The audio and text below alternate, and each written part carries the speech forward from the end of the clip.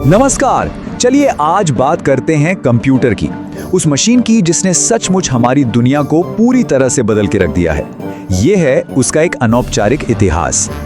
तो सवाल यह है कि गिनती के लिए मोतियों का इस्तेमाल करने से लेकर आज क्लाउड में कंप्यूटिंग तक आखिर हम पहुंचे कैसे? ये सफर सच में कमाल का है। तो चलिए इस कहानी के हर एक अहम मोड़ को समझते हैं। तो देखिए, कहानी की शुरुआत होती है एक बहुत ही बुनियादी जरूरत से, हिसाब किताब लगाने की जरूरत। ये वो जमाना था जब पहली बार मशीनों से गणित के मुश्किल सवालों को हल करने की कोशिशें शुरू हुई। और जरा सोचिए, शुरुआत में रफ्तार कितनी धीमी थी। हजारों साल, जी हाँ, हजारों साल तक हिसाब किताब बस एबेकस जैसे टूल्स पर हाथों से ही होता था। फिर एक बहुत लंबे इंतजार के बाद कहीं 17वीं और 18वीं सदी में जाकर गियर्स और लीवर से चलने वाली मशीनों का दौर आया। तो सवाल यह है कि ये मैकेनिकल कैलकुलेटर था क्या आखिर? असल में ये एक ऐसी मशीन थी जो गियर्स के सहारे कह सकते हैं कि सोचती थी। पास्कलाइन और स्टेप्ड रेकनर जैसी मशीनें बिल्कुल ऐसी ही थी। मतलब हर एक जोड़ घटाने के लिए मशीन के अंदर लोहे के पुर्जे सच में घूमते थे। कमाल है ना? लेकिन इस मैकेनिकल दौर की एक बहुत बड़ी, कह सकते हैं, एक दीवार थी, एक लिमिटेशन थी। कोई भी मशीन बस उतनी ही तेज हो सकती थी जितनी तेजी से उसके फिजिकल पार्ट्स, उसके गियर्स घूम सकते थे। और इस दीवार को तोड़ने के लिए कुछ बिल्कुल नया चाहिए था, कुछ रिवॉल्यूशनरी।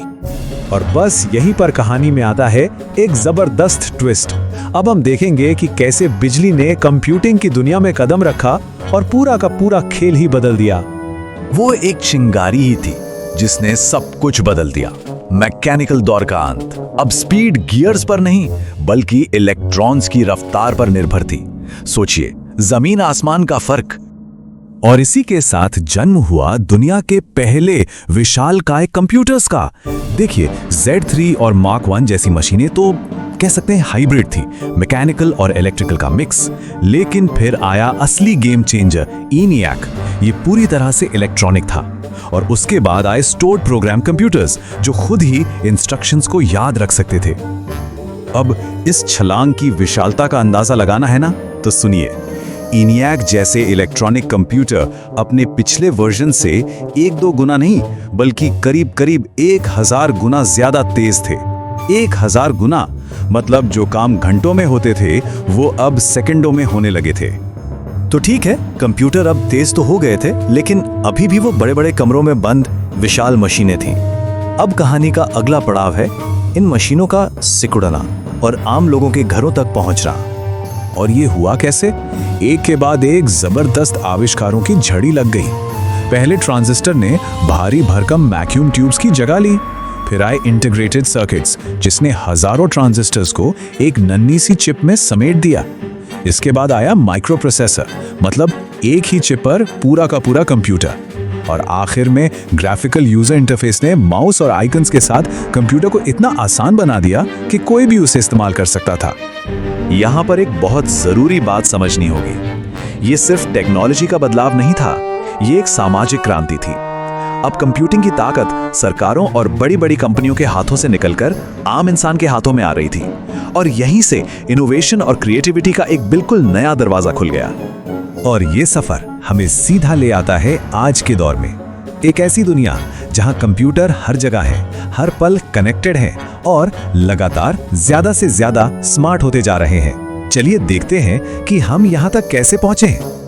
कंप्यूटर का रूप लगातार बदलता रहा। वो सिकुड़ते गए, पोर्टेबल होते गए और हमारी जेबों में समा गए। लैपटॉप्स, स्मार्टफोन्स, टैबलेट्स, सोचिए ये सब आज हमारी जिंदगी का कितना जरूरी हिस्सा है। और इन सब को एक साथ पिरोकर रखता है एक ही धागा, इंटरनेट। फिर आया क्लाउड कंप्यूटिंग और इसने तो खेल को एक बिल्कुल ही नए लेवल पे पहुंचा दिया।